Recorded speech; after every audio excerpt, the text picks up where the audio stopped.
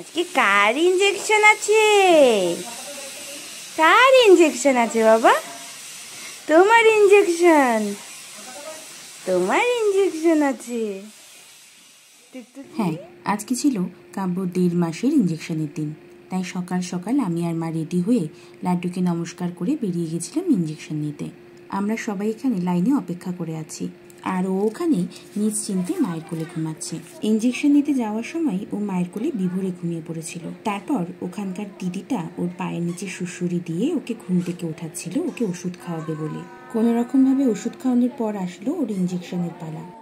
Injection দেওয়ার সময় ও খুব কান্নাকাটি করছিল, আর ওর কান্না দেখে আমারও খুব কান্না পাচ্ছিল।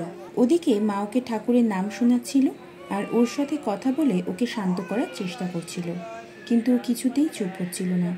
ওর কান্না দেখে আমি আর নিজেকে সামলাতে পারলাম না। শেষমেশ বাধ্য হয়ে বেরিয়ে গেলাম।